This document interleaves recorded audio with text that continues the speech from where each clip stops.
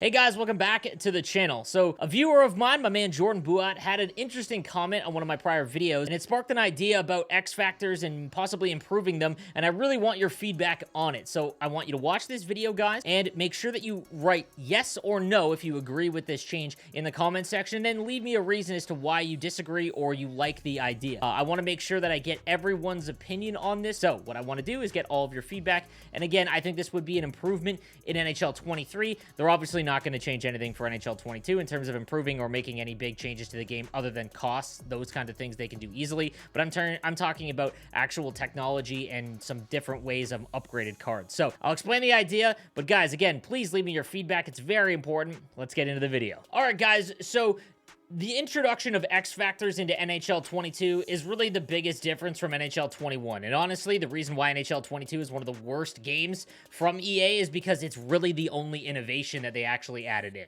So they need to make sure they improve upon it because it's not going anywhere. And if it was removed, it is literally NHL 21. So that being said, I do think the X Factor cards are a great idea because they did two things. One, they removed team-based synergies from the game, which was awesome because it actually allowed lineup flexibility and some creativity in your lineups because you don't need to hammer in certain cards just because they had a specific team-based synergy where all of the cards got that improvement. Then they added in customizing each synergy and 3 synergy slots on these cards, which again was another really fun option because you can mix and match certain players on your team and certain synergies on your team to match the lineup that you have. Now, the other thing about X Factors is they came with superstar abilities and a zone ability.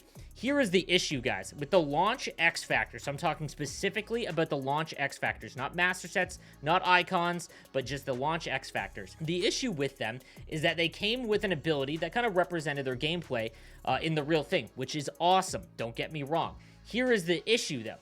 Because this came out and this was not beta tested, HUT was not beta tested, so the meta wasn't established, very quickly we found out what zone abilities are worth it and which ones aren't. For example, Shock and Awe, while it's cool, in terms of playing online against other opponents, is not very valuable at all. It's very, very specific in terms of when you can use it, and it's just not very worth even when it was reduced to 6 points. So it hammers the effectiveness of Auston Matthews' X Factor card. Does it make him bad? No, but it means that why would you want to spend upgrading this card specifically when another Matthews is going to come out that has different abilities that probably better and play better in game? So as you can see here, he also has a lot of other superstar abilities, and a lot of them are pretty useless, which again is why Auston Matthews' X Factor card is not as effective as some of the other ones. But I had a thought, and again, this came from Jordan in my comments. He said that he was playing franchise mode, and what he did was, to try and make it more interesting, he noticed that one of his players had 5 assists in 6 games. So what he did was he went in and he actually gave that player tape to tape, which obviously that reflects what happened in his game. Then over the next 5 games, if he didn't have any assists or anything like that, he removed it. So again, that added some value to the game, and that had me thinking about what we could do to improve X Factors in NHL 23. So here was my idea. If you look at Prime Times and Team of the Week, guys, they are reflective of what's happening in the real thing. So we'll take this Auston Matthews, for example. This was awarded for his unbelievable breakaway goal that happened in that prior game, and he got the all-alone zone ability. Now, obviously, all-alone is not that very good in game, but he got the all-alone zone ability because of what happened in that game. These Prime Times, they do get abilities based on, loosely, what happens in the real thing.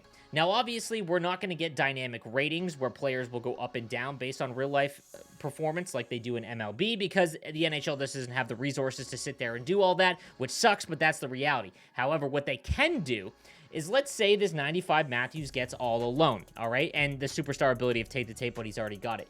What then should happen is that his X Factor card, when it gets up to 95, because that's the one it came at, you should have the option to go and change the zone ability from Shock and Awe to all alone. He earned it in real life because he made an exceptional play and showed the ability, and the same thing for these superstar abilities. So what I think should happen is that they should be capped at maybe, let's say, 3 superstar abilities and 1 zone ability, but then what can happen is over the course of the year, when these cards come out that reflect big moments in the real game, you can then have their abilities changed or the ability to change them to reflect their performance in real life. What I think this does is it adds a little bit more customization, as well as giving them the bump for performing in the real game, which I just think this game is sorely lacking, and it's very easy for them to do. I just think that they need to add whatever the technology is to allow to check synergies. You just have to add it for superstar abilities. And if that was the case, we'd have a much better card. There is a lot of examples where the Master Set player or the Primetime player has better abilities than the X Factor, and that's why X Factor's dropped in price so much. I think they should be the most powerful, or at least the most sought after cards all year long, and I think this is a really good way to do it. But again, I want your opinion, guys. Do you agree that you would love to see that in NHL 23, or do you disagree? And I know there is a lot of other things they should do to make the game better, but I want to talk about this specifically because I believe that this would be something they could actually do, as opposed to them just, you know, I don't know, they're not able to do specific things that we've wanted for years, so like adding a Draft Champs mode or something, because I just don't know if they'll ever be able to do that. So this is realistic, and I want your guys' opinion on it. I think this is a really cool idea. The other thing I would love to see going into next year, if they don't change the Team of the Week or Primetime you know, values or the way that it's done, which I think it desperately needs to change, I want to see you be able to pull this Auston Matthews and then be able to use it to upgrade the Auston Matthews X Factor. I mentioned in my other video, the best way to upgrade X Factors would be having an experience point system, and using this card would get XP, and that's how you unlock the next tiers, but they just simply won't ever add that in, I don't think, or they don't have the ability to, and I don't think they'll spend the resources to, and that's just the sad reality of it. I'm being completely honest with you. So then we have to come up with alternatives to try and make the game a little bit better, and I think this would be a good one. If I pull the 95 untradeable Matthews, that sucks. Like, that's going into a set when I have his X Factor. Instead, I would have to pay 125,000 coins or 5 power-up collectibles when I already have a 95 Auston Matthews.